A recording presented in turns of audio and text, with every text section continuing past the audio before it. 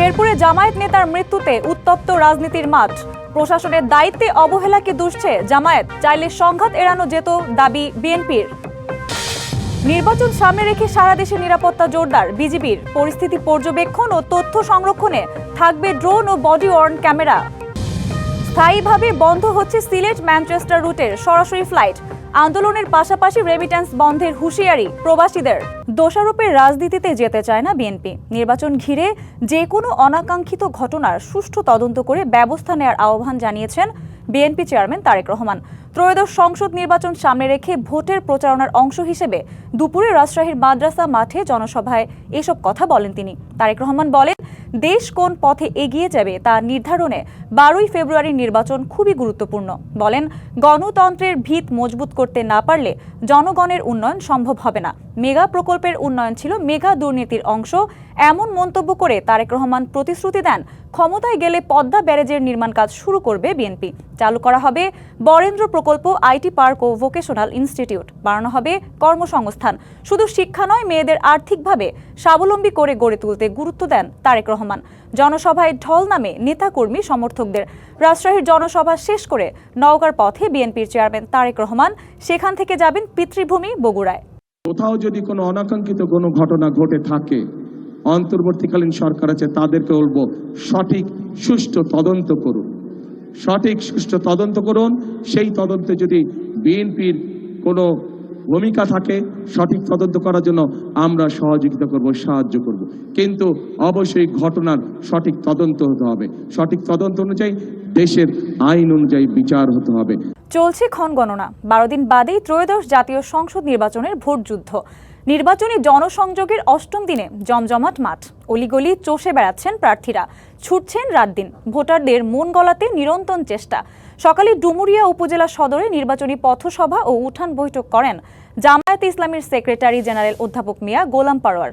আইন শৃঙ্খলা রক্ষাকারী বাহিনীর প্রতি প্রয়োজনে ব্যবস্থা নেওয়ার আহ্বান জানান তিনি।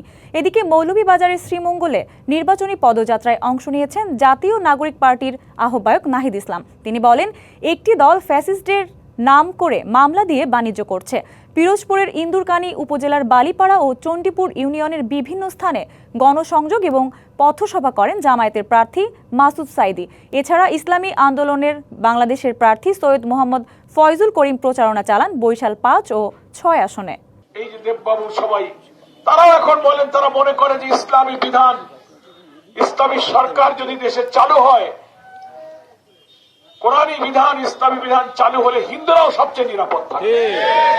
আমরা চাই না বাংলাদেশটা আগের মতো হোক। আপনারা আগে যেই দলই পথই করে থাকেন না কেন, আপনারা শাপলাকলী নেতৃত্বে, এনসিপি নেতৃত্বে নতুন করে সংগঠিত হন, শাপলাকলীকে জয়যুক্ত করুন। ইনশাআল্লাহ শাপলাকলী সবার সাথে ইনসাফ করবে, সবার সাথে ন্যায় বিচার করবে। 71-এর ভূমিকার জন্য আগে ক্ষমা চান, তারপর মানুষের কাছে ভোট চাইতে যান। জামায়াতের নেতাদের উদ্দেশ্যে এই কথা বলেছেন বিএনপি মহাসচিব মির্জা ফখরুল ইসলাম আলমগীর। ঠাকুরগাঁও সদর উপজেলার বিভিন্ন নির্বাচনী প্রচারণায় গিয়ে এমন মন্তব্য করেন মির্জা ফখরুল। হিন্দু ভাই বোনদেরকে বিশেষভাবে আবেদন জানাতে চাই, আপনারা ভয় পাবেন না। আমরা আপনাদের সঙ্গে আছি, আপনাদের পাশে আমার সব ভাইরা আছে। আপনারা নির্ভয়ে ভোট কেন্দ্রে যাবেন, ভোট কেন্দ্রে গিয়ে ধানের শীষে ভোট দেবেন।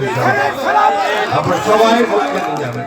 শেরপুরের শ্রীবর্দীতে সংঘর্ষে জামায়াত নেতার মৃত্যুতে উত্তপ্ত দেশের রাজনীতির মাঠ।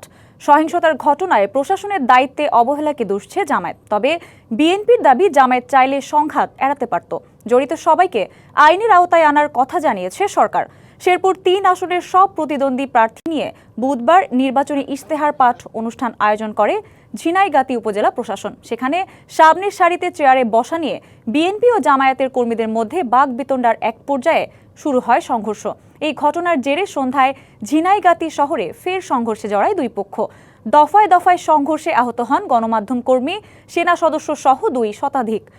সহিংসতার ঘটনায় প্রশাসনের দায়িত্বে অবহেলাকে দায়ী করেন জামায়াত নেতারা। বিএনপি বলছে, সহিংসতা কোনোভাবেই কাম্য নয়। জামায়াত নেতারা চাইলে এই সংঘাত এড়ানো যেত। এদিকে সহিংসতা ও মৃত্যুতে উদ্বেগ প্রকাশ করেছে অন্তর্বর্তী সরকার। এই ঘটনার সঙ্গে জড়িত সবাইকে আইনের আওতায় আনার কথা জানানো হয়েছে। বিএনপির এক দল উচ্ছৃঙ্খল নেতাকর্মীদের অব্যাহত উস্কানির কারণে 11 দলীয় জোট ও বিএনপি নেতাকর্মীদের মধ্যে সংঘর্ষ বাধে। ভাই রেজাউল করিমকে কুপিয়ে হত্যা করে বিএনপির একদল সন্ত্রাসী। পুলিশ প্রশাসন বিএনপি নেতাকর্মীদের নিবৃত্ত না করে বরং নিষ্ক্রিয় দর্শকের ভূমিকা পালন করে। আমরা দেখেছি গতকাল আইন শৃঙ্খলা বাহিনী, প্রশাসন, সেনাবাহিনী ওনারা বারবার অনুরোধ করছিলেন যেন বিএনপি নেতাকর্মীদের জন্য নির্ধারিত স্থানে তাদেরকে বসতে দেওয়া হয়, কিংবা একটা নির্দিষ্ট পথ পরিহার করে যেন ভিন্ন রাস্তায় যাওয়া হয়। ওনাদেরকে যদি সব রাজনৈতিক দল এভাবে সহযোগিতা করতো তাহলে এই ধরনের অনাকাঙ্ক্ষিত এবং খুব দুঃখজনক ঘটনাগুলো আর পুনরাবৃত্তি হবে না। সুতরাং একই সাথে আমরা অন্তর্বর্তী সরকারকে আহ্বান জানাবো আইন শৃঙ্খলা পরিস্থিতি যেন জোরদার হয়। নির্বাচন সামনে রেখে সারা দেশে ব্যাপক নিরাপত্তা জোরদার করেছে বিজিবি। পরিস্থিতি পর্যবেক্ষণ এবং সংরক্ষণের জন্য ড্রোন ও বডি অন ক্যামেরা ব্যবহার করা হবে। নির্বাচনী দায়িত্ব পালনে কুমিল্লার 9টি এবং চাঁদপুরের 5টি আসনে 31 জানুয়ারি পর্যন্ত বিজিবি মোতায়েন করা হবে। প্রতিটি উপজেলায় 2 প্লাটুন এবং ঝুঁকিপূর্ণ উপজেলায় 3 প্লাটুন করে 47 প্লাটুন বিজিবি সদস্য মোতায়েন থাকবে।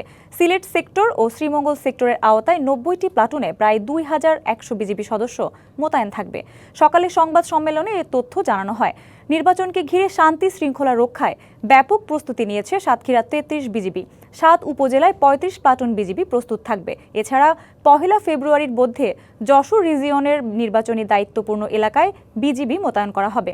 ভোট কেন্দ্রগুলোর নিরাপত্তা নিশ্চিত করতে প্রশিক্ষিত ডগ স্কোয়াড মোতায়েন থাকবে। জাতীয় সংসদ নির্বাচন ও গণভোট উপলক্ষে জেলা প্রশাসনের সাথে মতবিনিময় করেছেন ইউরোপিয়ান ইউনিয়নের ইলেকশন অবজারভেশন মিশনের সদস্যরা।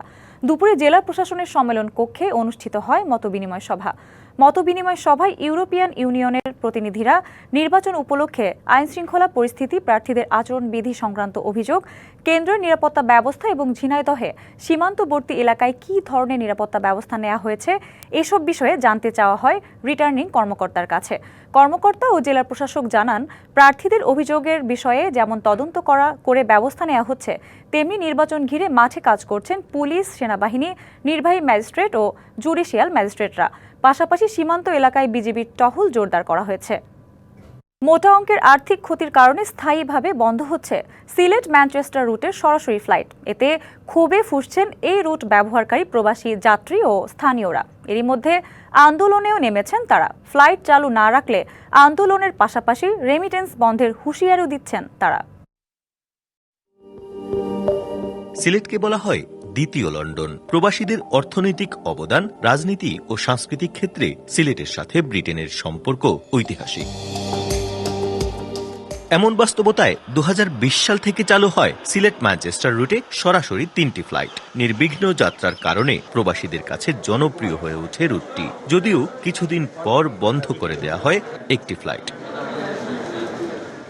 আর্থিক ক্ষতির কারণ দেখিয়ে এবার 1 মার্চ থেকে বন্ধ হয়ে যাচ্ছে বাকি 2 ফ্লাইটও। প্রবাসীদের অভিযোগ, সঠিক ব্যবস্থাপনার অভাবে লাভজনক এই রুটকে ক্ষতি দেখাচ্ছে বিমান। ফ্লাইট চালু না রাখলে রেমিটেন্স বন্ধের হুঁশিয়ারি তাদের। আমাদের ফ্লাইটগুলো যেহেতু ভর্তি হয়ে আসতেছে, ফুল ফ্লাইট, তাহলে লসটা কোথায় হচ্ছে? এই লস তাহলে লুকোচুরি হচ্ছে। সরকারি আমলা ব্যুরোক্রেটরাই কিন্তু বিমানের 12টা বাজাচ্ছে। বাংলাদেশ বিমান কোনো সময়ই লসে না, জীবনে কোনোদিন লসে ছিলও না। ফ্লাইট চালু রাখতে সিলেটের বিমান অফিস ঘেরাওয়ে মার্চ ফর বিমান কর্মসূচি পালন করেন তারা। তাদের দাবির প্রতি সমর্থন জানিয়েছে রাজনৈতিক দলগুলো। কর্তৃপক্ষ এটি অলাভজনক বলছেন, কিন্তু এর সপক্ষে কোনো কাগজপত্র অথবা প্রুফ দেখাচ্ছেন না। ওনারা বছর বছর এই অপকর্মগুলো করে যাচ্ছেন। এটা তো আসলে প্রবাসীদের বেশ ক্ষতি হবে এবং সিলেটের ক্ষতি হবে, সারা দেশের ক্ষতি হবে। এটাতে সিদ্ধান্ত নিষেধ তার কোনো যৌক্তিকতা আছে বলে আমার মনে হয় না।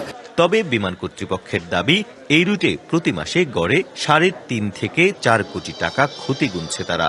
তবে সীমিত পরিসরে ফ্লাইট চালুর আলোচনার কথা জানিয়েছেন জেলা প্রশাসক। ফুল থাকলে প্রফিট হবে, এটা কিন্তু এই মানে প্রফিটের হিসাবটা ডিফারেন্ট। আমাদের এটা অপারেটিং কস্ট আছে, তারপরে হচ্ছে কি বিভিন্ন কিছু খরচটা বাদ দিয়ে আপনার যে আমরা ভাড়া পাচ্ছি তার থেকে সবকিছু বাদ দিয়ে যদি মানে ইয়ে হয় থাকে, তখন বলবো যে এটা প্রফিট। একটু টিকিট বিক্রি করা ছিল ফেব্রুয়ারি মাসের জন্য, তো এটা আমি কথা বলেছিলাম যে যারা প্যাসেঞ্জার যারা আছে টিকিট বিক্রি হয়েছে এগুলো তো অবশ্যই ক্যারি করা, এটা আইনগত নৈতিক দায়িত্ব। যদি টিকিট বিক্রি হয়েছে তো দেন এটা 1 মাস পিছানো হলো, যে 1 মার্চ থেকে বলা হয় সিদ্ধান্ত। প্রত্যুষ তালুকদার, ডিবিসি নিউজ, সিলেট। ঝিনাইদহের শৈলকুপায় জমি নিয়ে বিরোধের জেরে দুই পক্ষের সংঘর্ষে অন্তত ১৩ জন আহত হয়েছেন। সকালে উপজেলার সাধুখালী গ্রামে এই ঘটনা ঘটে। পুলিশ জানায়, জমি নিয়ে বিরোধের জেরে দীর্ঘদিন ধরে বিরোধ চলছিল ওই গ্রামের শহীদুল মাস্টারের সঙ্গে নূর আলী ও বাদশার। এর জেরে সকালে শহীদুলের দখলে থাকা জমি নূর আলী ও বাদশার লোকজন দখলে নিতে গেলে উভয় পক্ষের মধ্যে সংঘর্ষ বাধে। এতে উভয় পক্ষের অন্তত ২০ জন আহত হন। আহতদের উদ্ধার করে বিভিন্ন হাসপাতাল ও ক্লিনিকে ভর্তি করা হয়েছে। খবর পেয়ে পুলিশ ঘটনাস্থলে পৌঁছে পরিস্থিতি নিয়ন্ত্রণে আনে। নবম পে স্কেলের গেজেট প্রকাশের দাবিতে কেন্দ্র ঘোষিত কর্মসূচির অংশ হিসাবে ঝালকাঠি জেলার বিভিন্ন সরকারি দপ্তরের কর্মচারীরা বিক্ষোভ মিছিল, মানববন্ধন ও সমাবেশ করেছেন। সকালে জেলা প্রশাসক কার্যালয়ের সামনে থেকে একটি বিক্ষোভ মিছিল বের হয়। মিছিলটি শহরের প্রধান প্রধান সড়ক ঘুরে প্রেস ক্লাবের সামনে মানববন্ধন ও সমাবেশ করে। সমাবেশে বক্তারা আগামী ৩১শে জানুয়ারির মধ্যে নবম পে স্কেলের গেজেট প্রকাশ করে দাবি বাস্তবায়ন না হলে কর্মবিরতি সহ কঠোর কর্মসূচির হুঁশিয়ারি দেন। ঝিনাইদহের শৈলকুপায় জমি নিয়ে বিরোধের জেরে দুই পক্ষের সংঘর্ষে অন্তত ১৩ জন আহত হয়েছেন। সকালে উপজেলার সাধুখালী গ্রামে এই ঘটনা ঘটে। পুলিশ জানায়, জমি নিয়ে বিরোধের জেরে দীর্ঘদিন ধরে বিরোধ চলছিল ওই গ্রামের শহীদুল মাস্টারের সঙ্গে নূর আলী ও বাদশার। এর জেরে সকালে শহীদুলের দখলে থাকা জমি নূর আলী ও বাদশার লোকজন দখলে নিতে গেলে উভয় পক্ষের মধ্যে সংঘর্ষ বাধে। এতে উভয় পক্ষের অন্তত ২০ জন আহত হন। আহতদের উদ্ধার করে বিভিন্ন হাসপাতাল ও ক্লিনিকে ভর্তি করা হয়েছে। খবর পেয়ে পুলিশ ঘটনাস্থলে পৌঁছে পরিস্থিতি নিয়ন্ত্রণে আনে।